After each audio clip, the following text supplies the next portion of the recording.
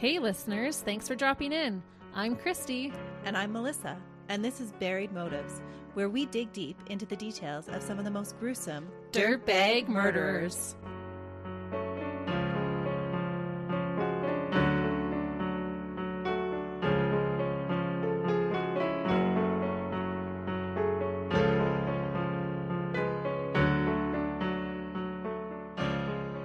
Hey listeners, Welcome back to Buried Motives. we're glad you're joining us for another week, or if this is your first time, thanks for checking us out. Yes, welcome. Some of you may be new listeners who have found us through our giveaway that we just had. So if that is you, we're super excited that you've chose to check us out.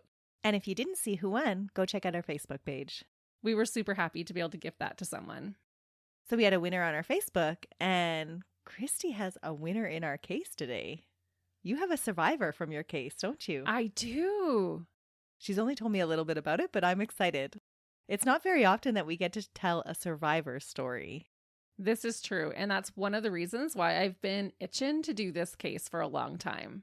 So I am super excited to tell you this case.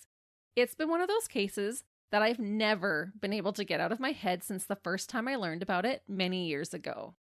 You know how you just have those ones that just really stick with you? Mm-hmm. At first, I wasn't going to cover this case because there isn't a lot known about this dirtbag's childhood.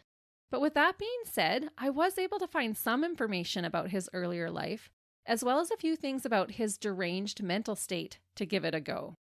I had been humming and hawing about doing this one for so long, but to be honest, it was actually a listener who helped me make the final decision to cover it today. Ooh, was it a request? It was. So not too long ago, I had watched another documentary about this killer because it just fascinates me, this case. And on that exact same day that I watched the documentary, a listener messaged us suggesting this case. So I knew then that I had to cover it. I just felt like the universe must have wanted us to cover it because that's too much of a coincidence. Mm-hmm. Or the universe knew that I just needed to get this out of my system, maybe. She just needs to talk about it, people. I do. I really do need to talk about this case. So I just want to give a big shout out to Larissa for messaging us about this case. We appreciate you and all of our listeners so much. Good job, Larissa. You and Christy are on the same brainwave. Sorry, Larissa, if you are. But yes, we totally had synced up that day. So I'm giving it a go. And I just want to say that we love the requests we receive from some of our listeners. And we wish we could do all of them, but we do put them on our list for future episodes. And we spend time looking into everyone to see if there are enough details that we can find to cover them. And you guys have sent us some pretty wild cases, that's for sure. We love it, so keep sending them. Mm-hmm. So I'm hoping that by covering this case, I will finally be able to get this evil man out of my mind for good. One of the other reasons that I think I've always been so drawn to this case is because it does have one of the most remarkable survivor stories I've ever heard. I just can't even believe that this woman survived what this vile dirtbag did to her. And goes on to tell her story. Yeah. If you don't know this story already, you're going to be in awe. Okay, Chrissy, so let's get into this story. Okay. Lawrence Bernard Singleton was born on July 28th, 1927. He often went by Larry, but I will refer to him as Lawrence. His father was Albert Joseph Singleton. He was 41 when Lawrence was born. His mother was Lena Mae Richardson Singleton. She was 21 when she gave birth to this demon child. This means that there was a 20-year age gap between Lawrence's parents. That is quite the age gap. It is. Especially with 21 to 41, there's a lot of developmental growth going on in those years. Mm-hmm. Both Albert and Lena Mae passed away before the world found out what a monster their son was. Kind of a small blessing for them. I think so. The couple had 9 children altogether. Lawrence had 5 brothers and 3 sisters. They raised their children in Tampa, Hillsborough County, Florida. I'm guessing that Lawrence experienced a humble beginning being born in the 20s with such a large family. Oh, I could totally see that. Mm-hmm. All his siblings lived long enough to realize what their brother did, except for one of the sisters who died the same year she was born. Regarding his youth, neighbors and relatives of Lawrence's would later say that they knew deep down that he was a ticking time bomb. So there were signs from when he was really little that there was something going on with him. Yes. And I honestly think that this is one of those cases where we might be talking about an actual full-blown psychopath. Ooh. They are always the most interesting cases to me, that we don't have that nurture element in there that contributes to their deranged way of thinking and the awful things they do to other human beings. Exactly. And he is so beyond evil, and there's just no other reasons pointing towards why he would be behaving the way that he does. Because usually when we're digging deep, we find, childhood trauma or head injuries or just all these other signs that lead up. And there's none of that in Lawrence's records. Lawrence was married twice and was divorced both times. It just amazes me that he had even convinced a woman to marry him once. Let alone two. Yes. And all I know is that he had at least one daughter. So was he charming then? I don't think so. Was he the manipulative psychopath? No, I don't get that from him, no. Okay. And evidently, this daughter of his was the same age as the surviving victim that we will be talking about. And this fact has always been so disturbing to me, how you can do such horrific things to a girl the same age as your own daughter. And not make that connection? Yeah, have no empathy for her. I just feel like it takes a special type of cold blood to do that. Mm-hmm. Which would go back to, this is just in him. Yeah. Just pure evil. Yes. Reportedly, Lawrence and his daughter would often fight, and she refused to take any disciplinary action that he tried to impose on her. Maybe she knew deep down her dad was a dirtbag too. She sounds feisty. Mm-hmm. Lawrence had a charge of contributing to delinquency of a minor on his record. I assume it is, but I am unsure if this was regarding his own daughter. This means that he helped or persuaded a minor to do something delinquent. It could be something even like supplying them with alcohol. Okay. But that was kind of the only previous charge that I could find that he had. And you don't even know if it was his daughter or somebody else. Right. Okay. But he likes to interact with younger people, sounds like. Yes, which just makes him even that much more gross. Yeah. As an adult, Lawrence served as a PFC, which is a private first class soldier for the U.S. Army. He fought in Korea in the Second World War and earned a living as a master U.S. merchant marine, so like a seaman. It's interesting how many times that military career shows up in the dirtbags that we talk about. It really does. Well, a lot of them have that fascination of power. Mm-hmm. He was also known for his excessive drinking, his wicked temper, and his extreme hatred towards women. Oh, it does make you wonder what his relationship was with his mom. Yeah, I do talk about this a little bit near the end, but his siblings don't report any kind of abuse or abnormal upbringing for the time. Okay, and you'd think that because he got two wives, he didn't have any trouble attracting women either. He wasn't getting made fun of and left behind, having a whole bunch of pent-up sexual urges that weren't met. Right. Or being turned down by women and feeling resentful towards them. Yeah. So we're going to jump forward to the fall of 1978 when Lawrence was 51 years old. As we have discussed before, 51 is an unusual age for a person to begin murdering people. We'll talk about it as well near the end, but many believe that what I'm about to share with you is not Lawrence's first attack. In fact, many believe it's far from it. Because of the viciousness of it, I tend to agree. What he did does not seem like a first-time attack. 51's just too old to start. Yeah, I think he's responsible for a lot of attacks and even murders. Because what I'm about to tell you is pretty vicious, so be warned. But I just don't feel like that's your first time when you're doing things like this. It seems more practiced. Mm-hmm. His first recorded victim was 15-year-old Mary Vincent. Mary was going through a bit of a rebellious streak. She didn't like the rules her parents had for her. They were on the stricter side, and Mary was more of a free spirit. She had 6 siblings and was living in Las Vegas with her family. Her father was a mechanic who had worked in the military, and her mother worked as a blackjack dealer. Unfortunately, Mary's parents decided they no longer wanted to be married to one another, and a messy divorce ensued. This was really hard on Mary. She finally couldn't stand it any longer and decided to run away. Reports say that she slept inside unlocked cars before deciding that she wanted to go stay with her grandfather, who lived in Berkeley, California. Mary was only 15, and so she couldn't drive herself there.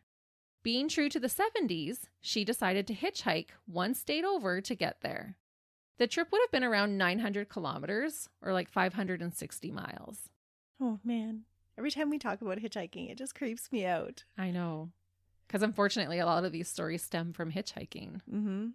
You giving Mary's background already has me thinking about his previous charge and how that could play into it. Yeah, I think he knows how to pick out the vulnerable for sure. Mm-hmm. Mary did manage to make it to her grandpa's house, and she stayed with him for a short while. I'm not sure the exact amount of time, but some reports said that she was only with him for a few days. Mary had grown homesick and desperately wanted to go back home to see her family. She decided to go back home the same way she got there, by hitchhiking a ride with strangers. Her grandpa wouldn't give her a ride? I'm not sure how old he was, or if he even drove. Right. And 900 kilometers is not an easy drive there and back. No. And when I read about this, I could just totally feel for Mary. I'm sure we can all relate to that feeling as a kid of being homesick. You just want to get home as soon as physically possible. And this is how Mary must have been feeling. Mm-hmm. Where you just feel like, I want to just teleport there. I just want to get home. The first part of Mary's journey home was a successful but short one. She made it to just outside of Modesto, California. On September 29th, 1978, Mary had met up with a couple of other people who were hitchhiking as well. The three of them were standing on the side of the road with their arms out and thumbs up, the universal symbol for hitchhiking. Eventually, a light blue van stopped on the side of the road, just ahead of them. Mary ran up to the van to talk to the driver. Inside was an older man. He was balding and looked like a grandpa to her. He was super friendly and told Mary that he had a daughter her age, which I feel like would have put her at ease a little bit. Mm-hmm. He told her that he could give her a lift to Interstate 5. There was no one else in this man's van, so when Mary went to tell the other travelers to come and get into the van, the unassuming man told her that he only had room for her. Oh, no. And how creepy is it that he's already telling her, like he's making the connection, that he has a daughter the same age as her? Mm-hmm. It wasn't like that just slipped his mind and he didn't make that connection. Like he told her, oh, I have a daughter the same age as you. Right, so it was in the forefront of his thinking. Yeah. And this is another reason why I don't think this is his first time, because I don't feel like you're just driving down the road, see a teenage girl hitchhiking, and all of a sudden your brain says, oh, I'm going to pick up this girl and attack her. Like he knew from the moment he was talking to her by telling her, I can only take you. He knew already what he was planning to do. Yeah. Because if you're just driving down the road, you're not going to try and separate a group of hitchhikers. No.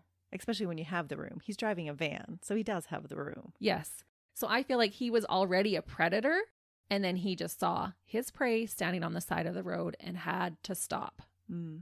Mary ran over to her newly made friends and told them what this man had said, that he only had room for her.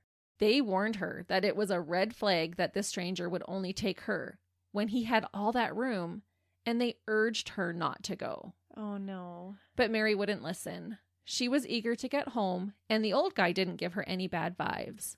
She said he seemed friendly enough to her. And she's just so desperate to get home. She's not seeing the risk. Right.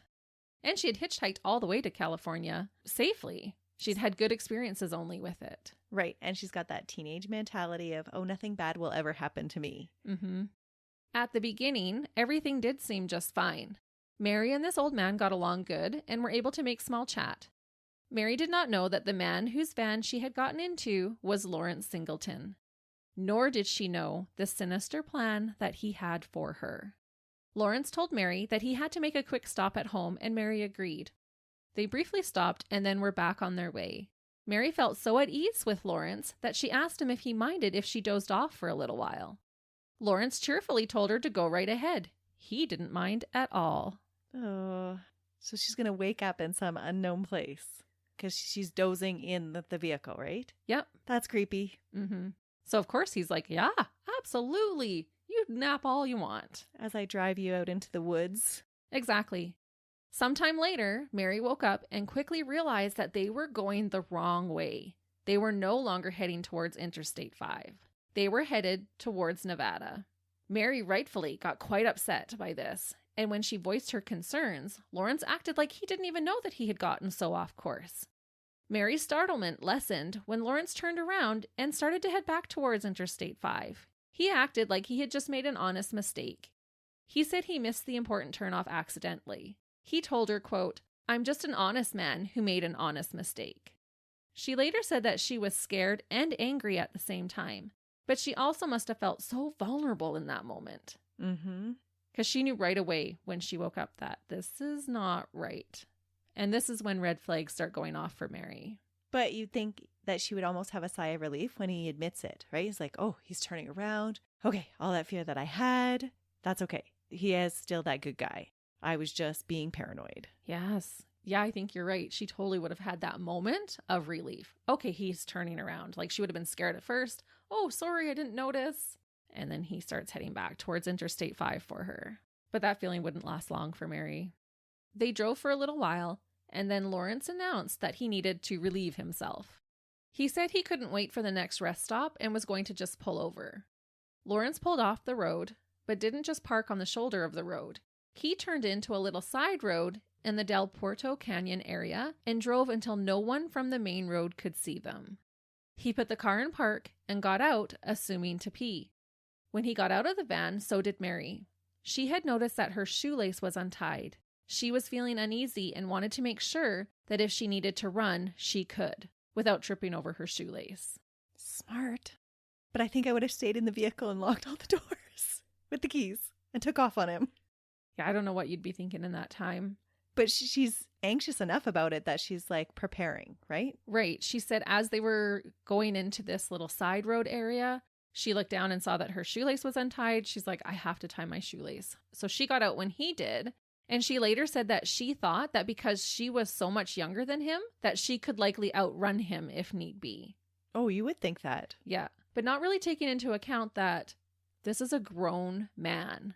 He's a bigger guy, a grown man. He still would have a lot of strength at age 51. And she's a child, which makes this so much worse. It was not a fair fight. What Mary didn't know is that Lawrence had not gotten out of the van to go to the bathroom.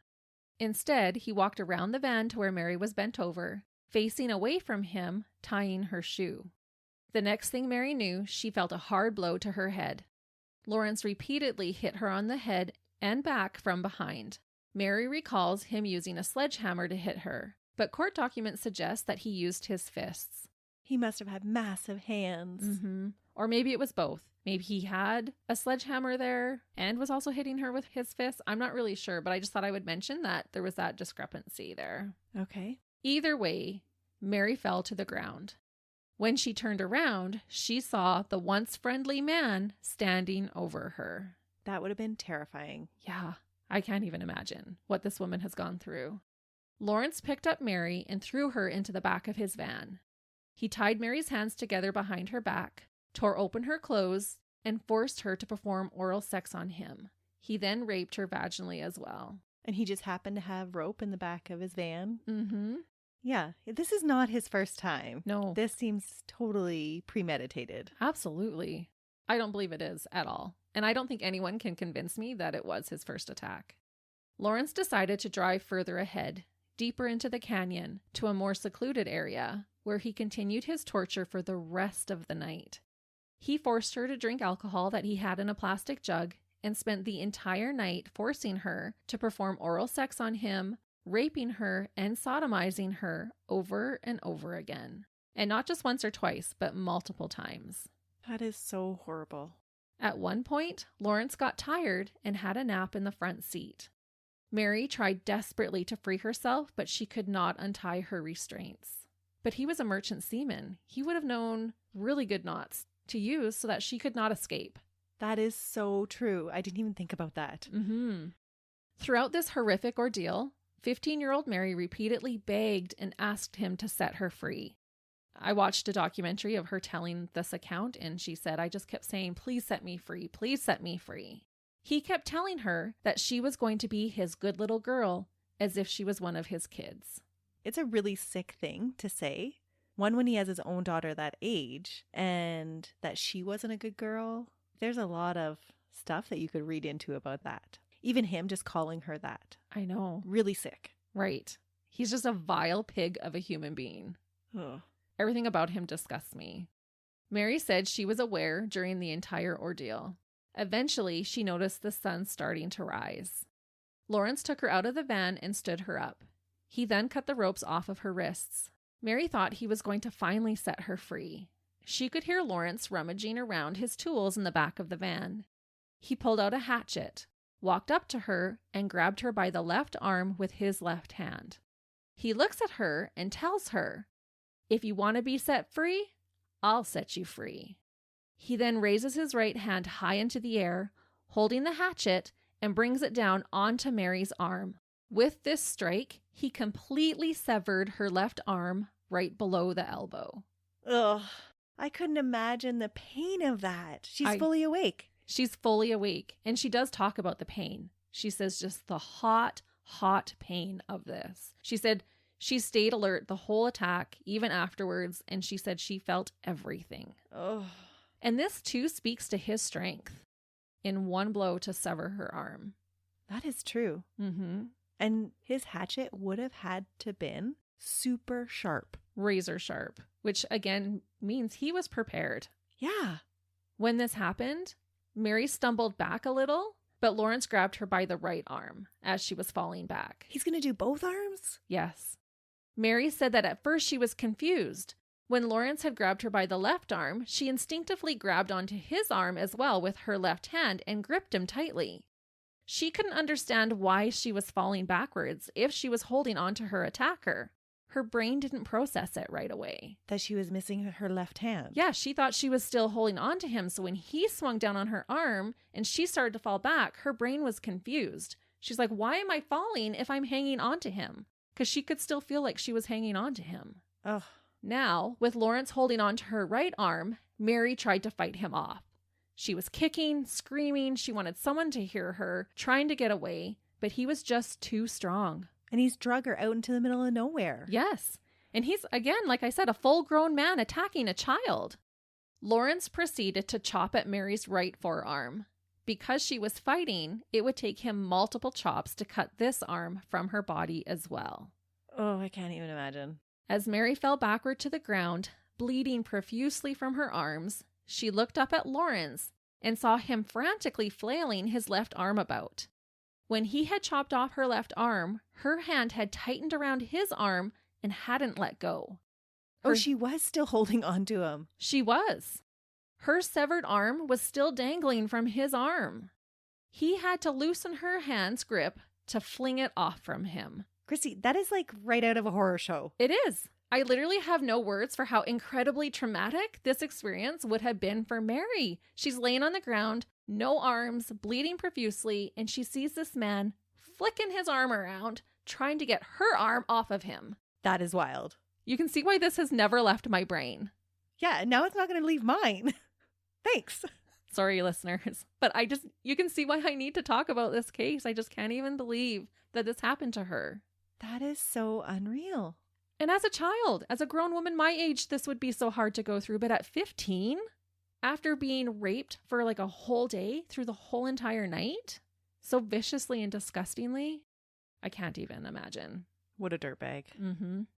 About this part of the attack, Mary later said, quote, "He took my left arm and took one swing, and I started to fall. And then he took another swing, and I grabbed his arm, grabbed it real tight, and I couldn't figure out holding him real tight on his left arm, but I'm still falling." Her brain just couldn't compute it. No. Lawrence wasn't done with Mary. What? And she must have known it.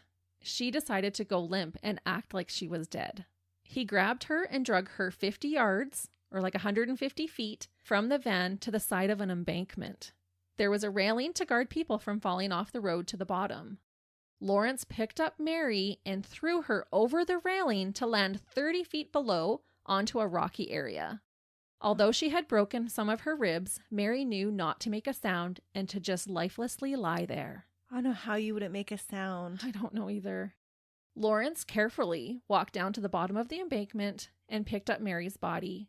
He shoved her into a drainage culvert that was under the road, which is like a large tunnel to allow water to pass beneath the road, so no one would see her body. As he did this, he said to Mary, quote, "Okay, now you're free." What a dirtbag. And how did he know that that culvert was there? Yeah, because that was 150 feet away. Yeah.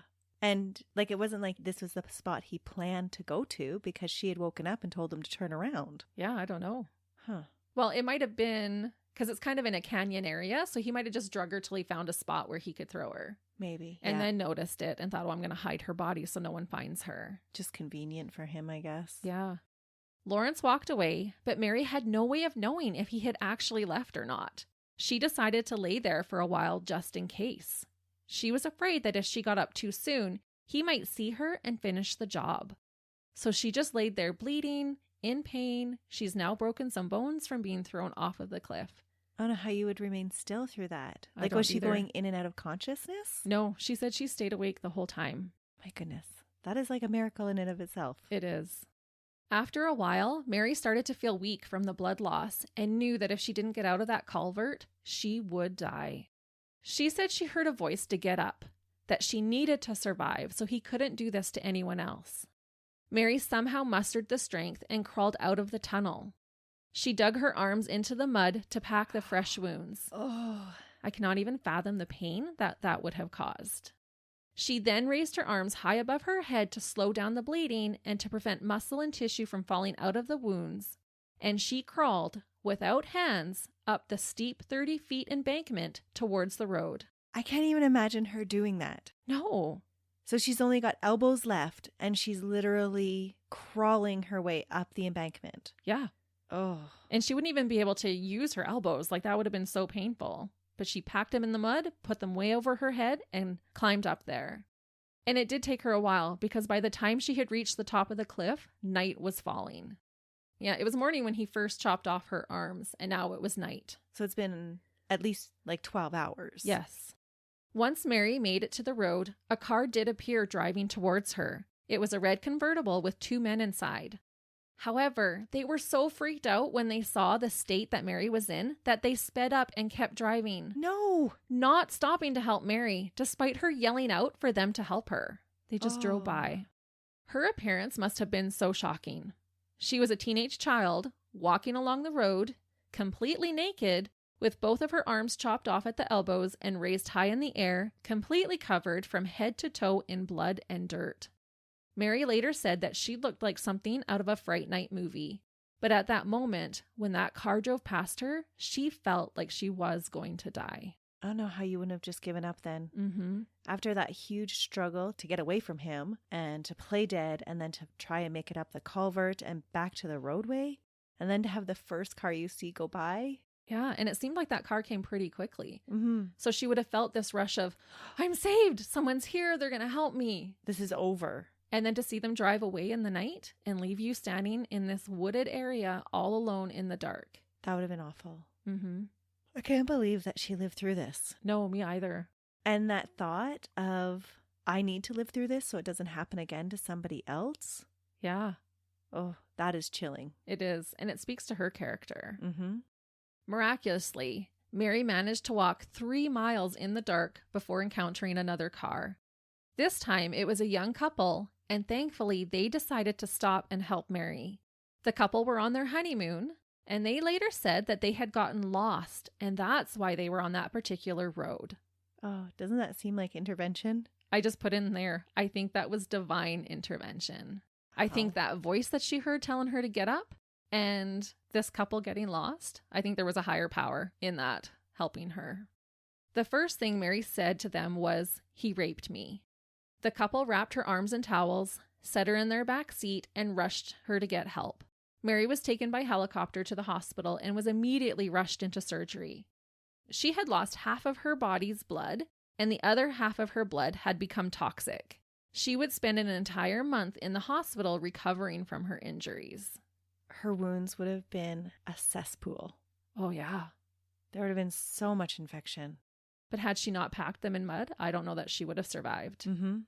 Once in recovery, Mary was able to give police an extremely detailed description of her attacker. With her help, they were able to make a fairly accurate composite sketch of Lawrence Singleton. The sketch was sent out through the media, and thankfully, a man recognized the monster in the picture. The monster was his neighbor, Lawrence Singleton. His neighbor recognized him. Yes. Now that the police had a name to match the picture, they arrested Lawrence 10 days after the attack and charged him with rape, sodomy, oral copulation, kidnapping, mayhem, and attempted murder in the first degree. I hate that word, oral copulation. Like she had any part of that at all. No, she did not. That's just wrong. I agree. They apprehended him in Nevada at his ex-wife's apartment complex. When police searched Lawrence's home in San Pablo, they discovered partially burned clothing believed to have belonged to Mary, along with her package of cigarettes that she had with her at the time of the attempted murder. Was it really her clothing? They said they believed it was her clothing. I don't think there was the testing then. Okay. Like we do now, right? I just really don't think that she was his first victim. And so I'm listening intently to be like, okay, where's the evidence that there's more? Oh, yeah. That's why you were asking. Yeah. Was it really her clothing, or was it like this stockpile of clothing that he's like, oh, I've got enough now, I should burn it? Yeah, maybe. Or it could have had her fresh blood on there and he was trying to burn it. Yeah. And I think he kept the cigarettes as his trophy. Was he a smoker? I don't know if he was. He was an alcoholic. He was an avid drinker. He had cleaned his van and had even replaced the carpet that was in the back. So they didn't find any evidence in his van. So he knows what he's doing. He does. That's why I just don't believe this is the first time. A few days after leaving Mary for dead, Lawrence had attempted suicide by overdosing on sleeping pills. Oh, that changes things though. Did it for you when you heard that he tried to commit suicide? I don't know. He makes multiple attempts that we're going to find out. Oh, okay. So he's feeling some remorse then? I don't know. I just hate this man so much. I have a hard time believing that he feels remorse at all. Does he know he's a monster and that he has to be stopped? I don't know. Does he ever give a reason why he tried to commit suicide? Well, actually, there is a note on one of them, and he maybe gives a little bit of an explanation that we'll cover when we get there. Okay. 5 months after her attack, during the trial, Mary had to face the man who had savagely dismembered her. That is so wrong for the court to make them do that. Yeah, just wait, it's going to get worse. This time, Mary had prosthetics where her forearms and hands used to be. And her prosthetic hands were not like the ones available today. They were more like metal pinchers or hooks, for lack of a better way to describe them. During the trial, a recording was played of Lawrence's earlier testimony. He claimed that he was the real victim, not Mary. What? What kind of story did he try to tell them?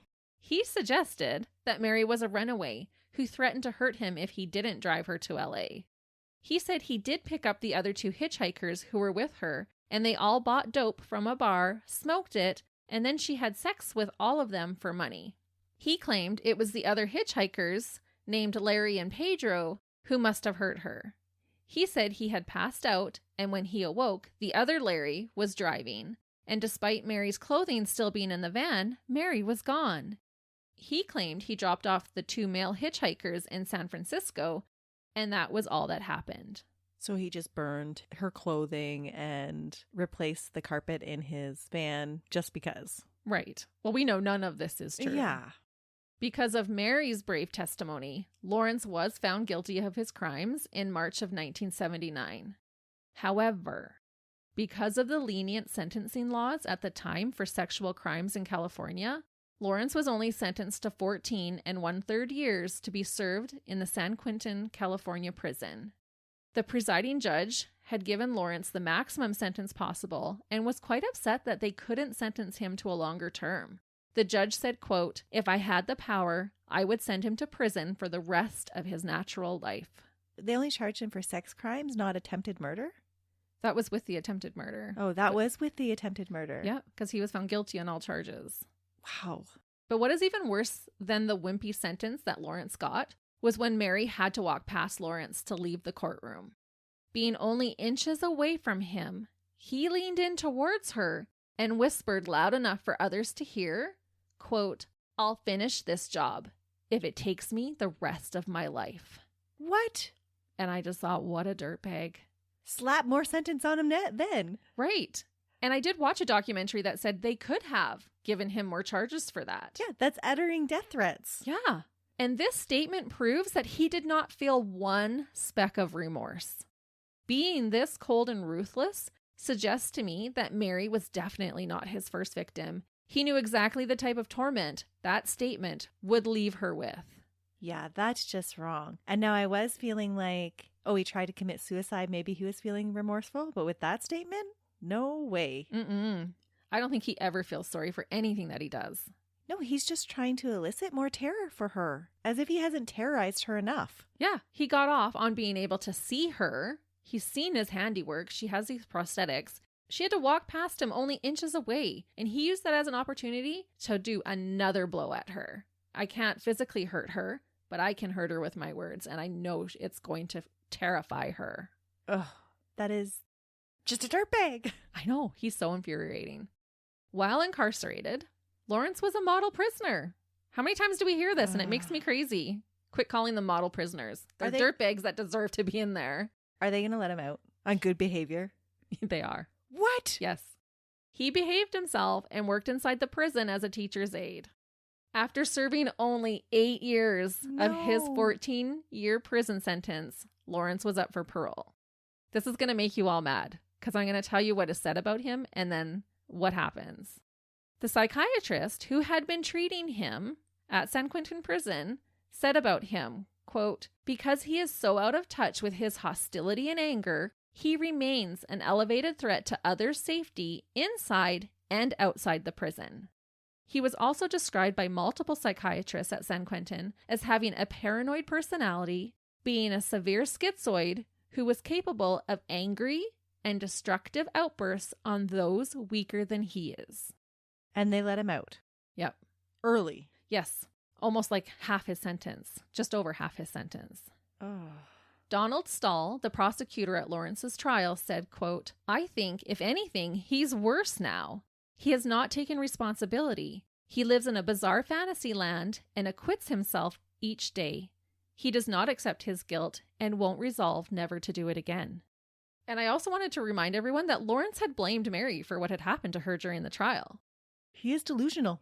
He called her a, quote, $10 a night whore. He said it was the other Larry, hitchhiker, that did it and that he was being framed. He also stated that he was the one being threatened by a 15-year-old girl. He made it sound like he was kidnapped by her. He said, quote, "Everything I did was for survival." He continued to try and defend himself by saying, "Sailors are never hostile to prostitutes." Oh, what a creep. So at the parole hearing, all of this is being said. All of this is being brought up. All the psychological reports. Yes. Okay. Saying he is a threat. He is not remorseful. He will do it again. A rational parole panel would listen to these statements and maybe question letting a man who viciously raped and mutilated a child free on the streets. For some unbelievable reason, in a cruel twist of fate, Lawrence Singleton was granted his parole and released early for his good behavior in April of 1987. That is bizarre. Mm-hmm. What were they thinking? They weren't. They were using 0 brain cells in making that decision. Who cares if he's being good in prison and helping teach people in prison? Okay, so he's going on to do what other horrific acts? We always cover a murder, right? Mm-hmm. That's where we're headed. Oh, it's just so maddening when they let people out who have these pasts and very clear tendencies that they are still going to be violent. And even at his sentencing, his judge said he should be locked up for the rest of his life. If I could, I would. And they're going to let him out. Just to go on to murder somebody else. Yep. And isn't that so much more awful because Mary fought so hard. She had the courage to continue to fight through all of that pain and go through what she went through because she had this premonition that if she did, she could save somebody else's life. Mm-hmm. And they're just going to let him back out so that he kills. Yep. I do think with him being locked up for that 8 years, she probably did save multiple lives. That's true, but she yeah. did everything that she could, and the justice system just had to keep him in jail, and they could have saved more lives. Yeah, it was like a slap in the face to her as a survivor. Yeah. Understandably, Mary was terrified that Lawrence would make good on his word and finish the job. She lived in constant fear, worried he might track her down. She could never stay in one spot for too long. Remember, he had promised her that he would one day finish the job that he had started. Mm-hmm. And why wouldn't she believe him? Lawrence had physically tortured Mary years prior, but he had continued to mentally every day since the attack. As a result, she fell into a depression. She was kept up at night with nightmares and struggled to hold down a job with her prosthetics. She later said that she had to work twice as hard to do things without hands. Mary developed an eating disorder and plummeted to under 100 pounds. Her anxiety became so crippling that it became challenging for her to even leave her house to run a simple errand. And all of this happened after his release. Yeah. She was having a hard time before, but at least she knew where he was. But once he got released, her fear skyrocketed. And understandably so. Yeah. So she just couldn't settle. She had to continue to move from house to house to house, from place to place. She would never feel safe. No, not at all. Always looking over her shoulder. Mary filed a civil suit against Lawrence for her pain and suffering. It was settled in May of 1987 for $2.56 million in her favor. However, she was never awarded a penny of that money. Lawrence didn't have anything of value to pay her. His health was poor, he only had $200 in his bank account at the time, and he didn't have a job. I believe at this point he was living off of his Marine pension, which should have went to her. Yeah. When Lawrence was released from prison, he was unable to find a town close enough to the prison to serve his parole in. He had been ordered to stay in Contra Costa County, California. People in the surrounding areas knew what a disgusting monster he was and protested him living in their towns. They didn't just sign a petition. They would gather in the hundreds and cause such a scene until police had to move him. I can't blame them. Yeah, it was pretty wild. I actually really loved reading all of the things that these townspeople were doing. They're like, nope, he is not coming to our town, and then police would have to remove him. But he had to stay within a certain distance of the prison. So instead of moving into a community, he ended up living in a trailer on the San Quentin prison grounds. It is rumored that he even had to be supplied a bulletproof vest when he was transferred for his safety. Lawrence only had to serve 1 year of parole and then was free to leave the state. What? Mm-hmm. No, like nothing after that. Nope. Just free to go. Yep. 1 year living on our grounds in our trailer that our taxpayer dollars are going to supply you with. You live here for a year and keep your nose clean, then we're going to let you go. But what kind of interaction is he having with the real world that's actually going to give him any experience to how to reform? Zero. Everyone in California wanted this man dead, and that's why they had to protect him. So how do they feel after a year? Okay, yep, he's reformed enough. We're just going to let him back out into society. Yep. And we're not even going to keep tabs on him. Like, he is allowed to leave the state. Oh. And that's just what he did. Fail. Mm-hmm. When the year was up in April of 1988, he left California and moved back to his roots in Florida. He immediately went and visited family in the Tampa area. Although he was now close to family, not everyone was excited to have him back in Florida. While he was staying with one of his brothers, someone detonated a homemade bomb at his brother's house.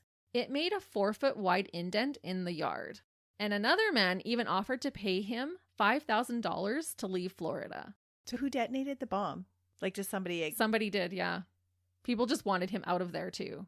Not as badly as in California. I don't think as many people in Florida knew about his crimes. There weren't mobs gathering. Right. But there were bombs being set off. Yep. At his family's houses. At his brother's home. Oh, his poor brother. Now a free man, Lawrence the Dirtbag couldn't keep his nose clean. He was arrested twice in Brandon, Florida in 1990 for petty theft. In April, he was arrested and pled no contest for stealing a $10 camera from a drugstore. I'm already jumping to, what's he need a camera for, Christy? Ooh. He's got no friends to take pictures of. He got caught anyways. Well, he's living with his family now, though. Suspicious. Mm-hmm. I just can't even imagine being his family. Like, how could you let him around your kids?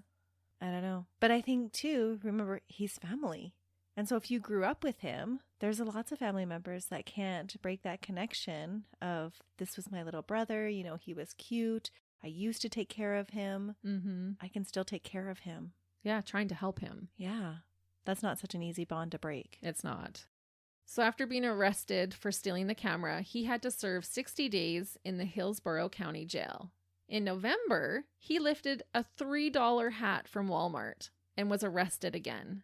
And because he's not on parole, all of these arrests aren't going to put him back in jail. Well, he does go to jail this time and had to serve 2 years in the same jail.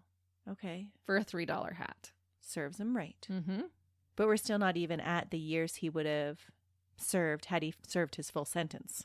No, not at all. There are no more arrest records for a few years after he served those 2 years.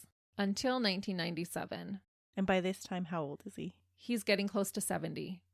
On February 1st, 1997, Lawrence is again arrested for theft. This time, it was for an $87 electric drill. Sorry. I need to keep my comments to myself sometimes. You're wondering, why is he getting these things?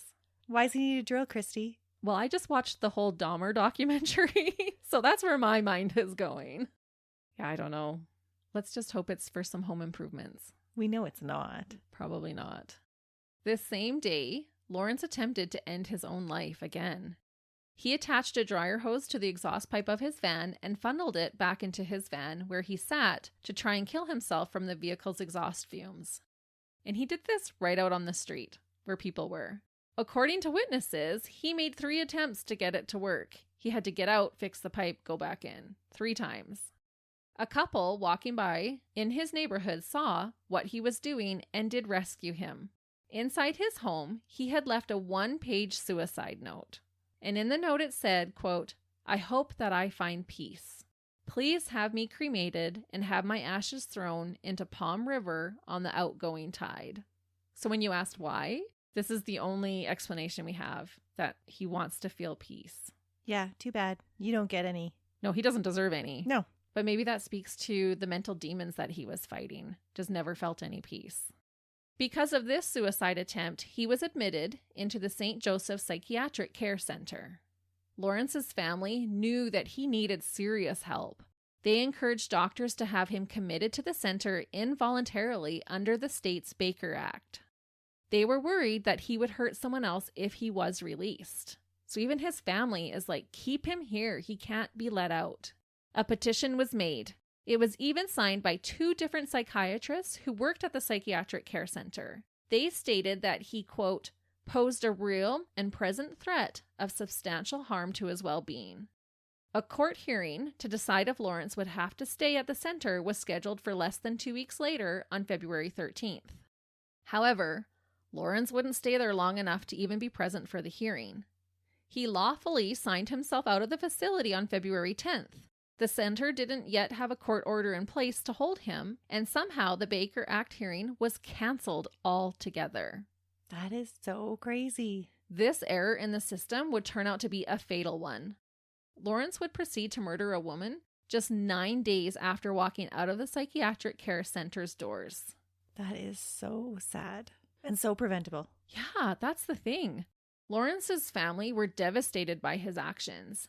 They spoke to the press anonymously and expressed how they were counting on the doctors holding Lawrence according to the Baker Act. They said they were told by the psychiatrist that he was indeed psychotic. The administrator of the facility declined to comment on the situation.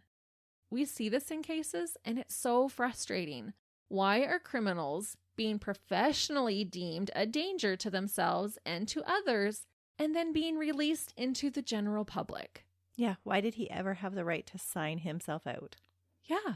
And why even bother having the psychiatrist say that he's dangerous and psychotic if you're not even going to listen to them and just let him go? There's just so much paperwork that gets lost and shuffled, and people fall through the cracks. It's so sad.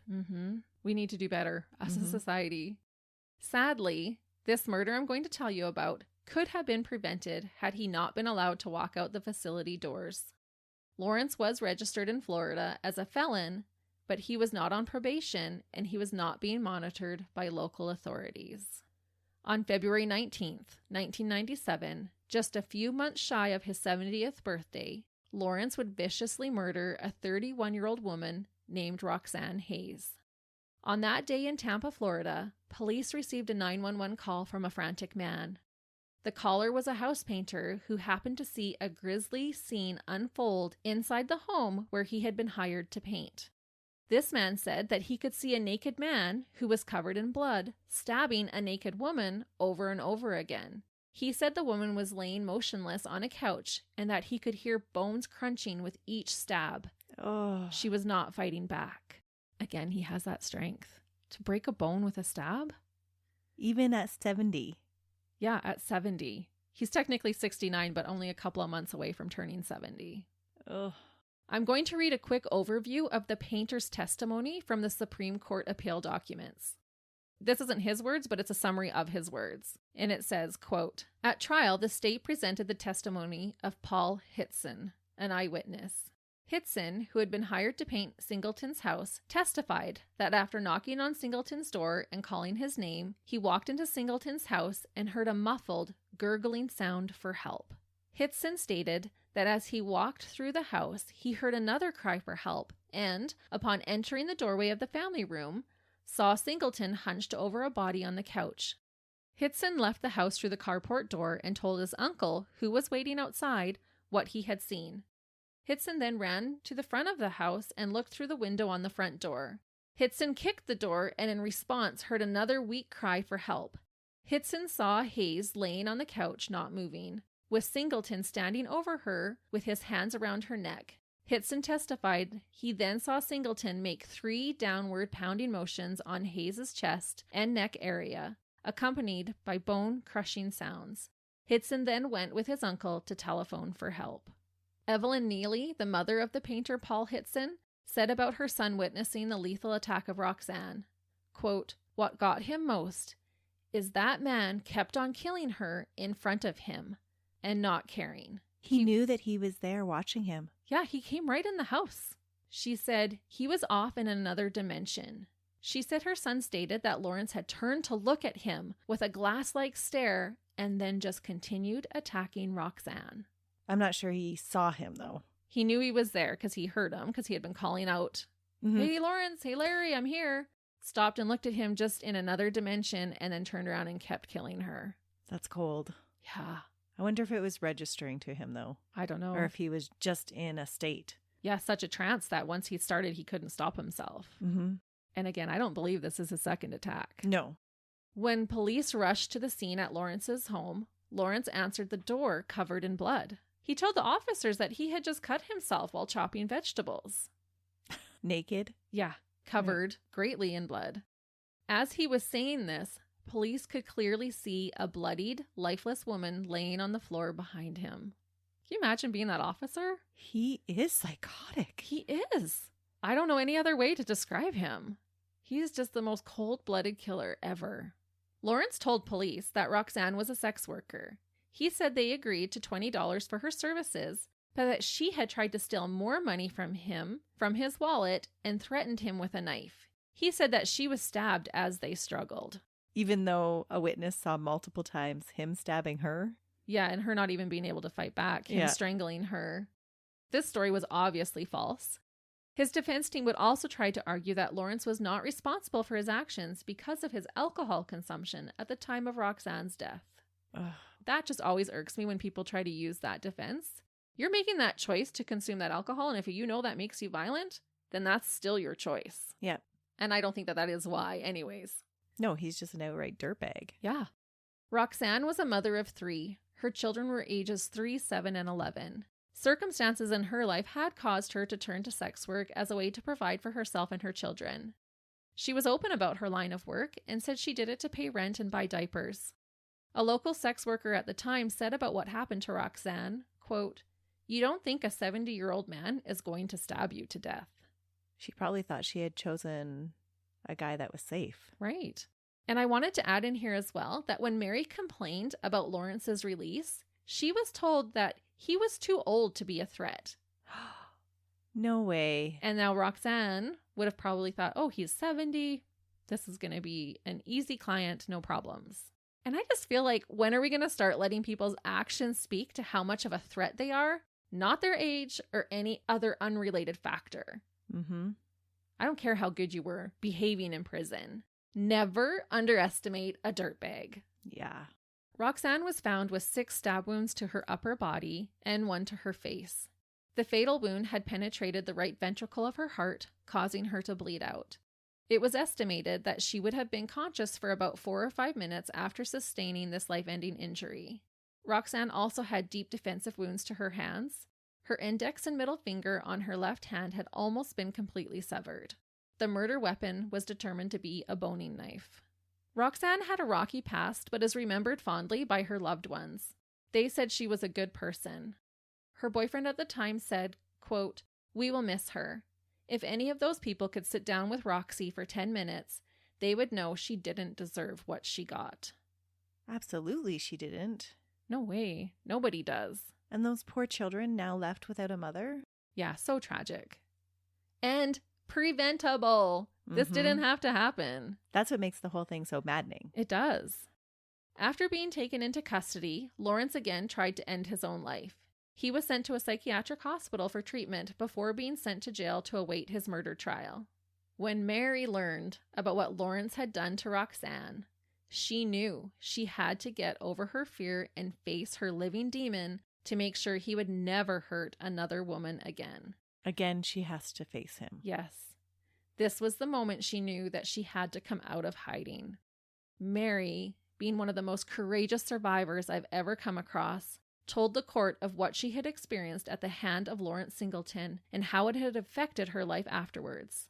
And this could not have been easy for her. I also want to point out that she didn't have to go and testify. She volunteered. She mustered the strength to go so that he would have to pay for what he did to Roxanne. What an incredible person. Yeah, she's amazing. During her testimony, she pointed at Lawrence with her prosthetic arm and said, quote, "I was raped. I had my arms cut off. He used a hatchet. He left me to die." After only 4 hours of deliberation by the jury, Lawrence was found guilty of first-degree murder. The jury recommended the penalty of death by a vote of 10-2. The court happily agreed, and Lawrence was given a death sentence. The judge giving him his sentence, Judge Anderson, said that Lawrence did not seem to even care about his sentence. The judge said, quote, "This was an unprovoked, senseless killing of a human being. We are living in the times worse than Sodom and Gomorrah." And he missed preventable. Exactly. And I wonder, like, looking back, did any of those parole board people Feel like they had blood on their hands? Yeah. Mm-hmm. Or the psychiatric center that they let him out? Like, I know it's not them that did it, but it's just such a series of unfortunate events. It really is. And things that should not have happened. The system needs reformation. Mm-hmm. One of Lawrence's family members said after the murder, quote, "He was just a walking time bomb. That's all he was. As far as I'm concerned, they can take him to the electric chair." And do they? No. He's still alive? No. Oh. The state never had to carry out his death penalty. Lawrence Singleton died of natural causes after battling cancer on December 28th, 2001 at the age of 74. So he only had to stay in jail for 4 years. Instead of dirtbag, his burial inscription just lists his military achievements: PFC U.S. Army, Master U.S. Merchant Marine, and World War II Korea. He is buried in the Garden of Memories Cemetery in Tampa, Florida. He was not cremated and scattered in the Palm River like he wanted. Well, at least that's some sort of justice. Mm-hmm. Many believe that Lawrence did not randomly start attacking women, as we've said, in his 50s. He is suspected of murdering over a dozen women throughout his life. So to me, it sounds like they have specific victims that they do believe he murdered, but no evidence or way to charge him with that. Which is unfortunate. Mm-hmm. Before we end, I want to share more information regarding Mary Vincent, the heroine of today's case. Not often do we get to discuss survivors of the dirtbags we cover on our podcast. Plus, her case inspired much needed change in the justice system. Oh, so something did change because of her? Yes. That's amazing. It really is. And I just wanted us to end with Mary. When Mary was younger, she was an avid dancer and had dreams of becoming a professional. These dreams were crushed when they had to use pieces of her legs to reconstruct her arms. She was married, but that marriage ended in divorce. Mary is the mother of 2 sons. Her love for her children helped her on her healing journey. Like I mentioned earlier, working has been physically challenging for Mary, and although her dream of dancing was taken from her, she developed a passion and talent for painting. She has been successful in selling paintings, some of them in the thousands of dollars. Oh, that's incredible. Without any hands. Mm-hmm. Yes, with her prosthetics, she's been able to paint beautiful pictures. That's amazing. Many of her paintings are of strong, powerful, action figure-like women who are ready to fight. That's fitting. I love it. Mm-hmm. With Lawrence dead, Mary has been able to move forward and says she is able to feel happiness again. She said that at first, his death did not bring as much peace as she had hoped it would. She didn't feel relieved when she found out he had died. She felt robbed of his execution. But she did say that the look of relief on her sons' faces was all she needed to be okay with it. About her situation, she says, quote, "Most people know me because of who I am, not just what happened to me. They just assume I was born this way." And this made me happy to hear that she is not viewed as a victim, but as her amazing self. She says that it is God and her sons that keep her going. One good thing to come from Mary's horrific experience is that after Lawrence was paroled from his plethora of crimes against her, a bill was passed named the Singleton Bill that states that a crime that involves torture will now carry a 25 to life sentence. This bill also prevents early release of prisoners who have committed crimes of torture. That is awesome. So instead of 14 years getting out after 8, you're 25 to life and you're not getting out early. Which is right. Yeah, that is how it should be.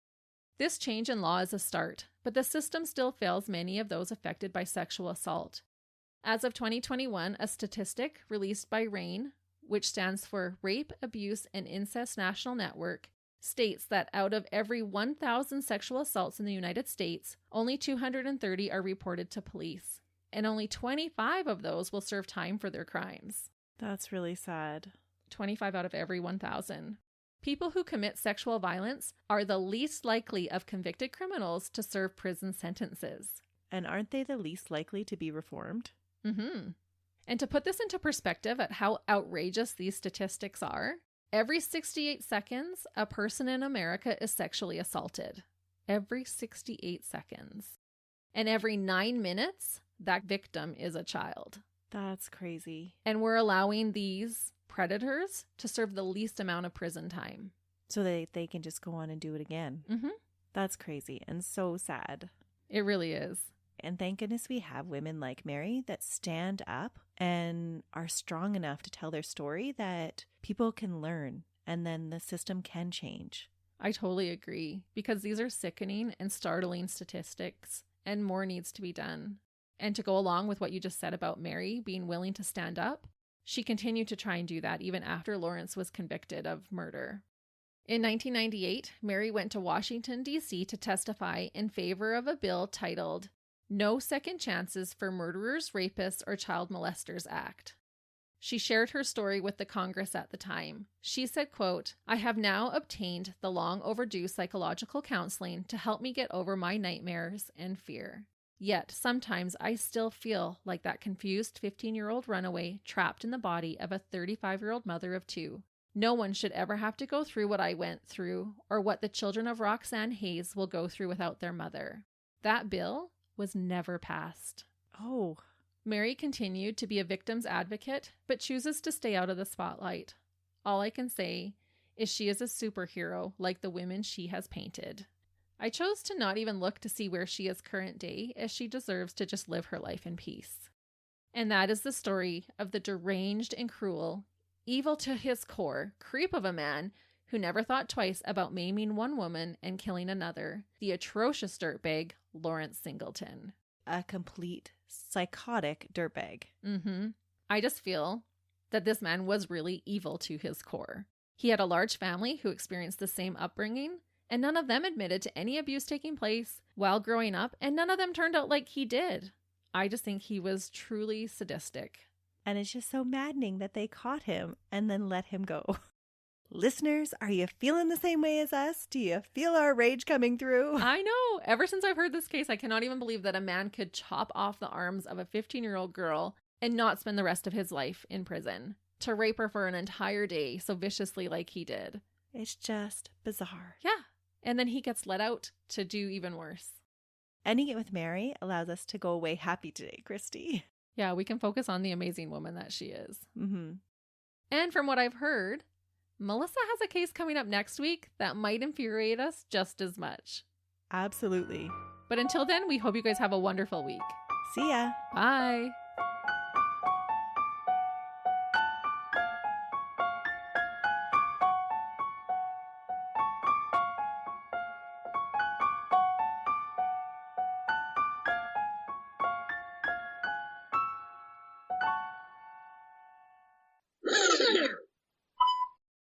I'll take away your blanket if you don't. Hang on. I feel like I have like a scratchy back up my throat. I don't know, that sounded weird. I'm trying to... You have a scratchy back up your throat. I have a scratchy at the back of my throat. Oh, okay. That makes more sense. Kind of. Kind of. I called it a scratchy instead of a tickle. Hold on, I gotta turn off my heat because Yeah, you're falling asleep. I know. I was gonna be like, throw that blanket on the floor, girl. Okay, no more blankets for me. Chrissy's she's really testing me today. I know. I fed her lunch and gave her a warm blankie. She's ready to fall asleep. You're like a toddler. I just have to feed you and wrap you in a warm blanket. Like a toddler, I did not sleep last night. Me either. What a pair we are. I need a chocolate bar or something.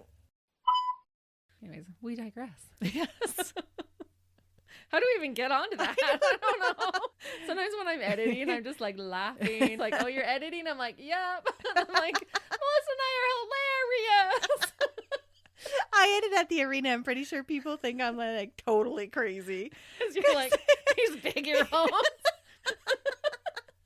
And sometimes like I try to laugh to myself, but sometimes it's just so funny. And then they're like, oh, what are you laughing? And there's nothing on my screen, but like they're expecting a video when they look on my screen, but it's not. It's all these little waves. Yeah. They're like, she's crazy. She like laughs at nothing all by herself. Does that make sense? Social media feeds. Oh my goodness. Why do I second guess? I should just talk.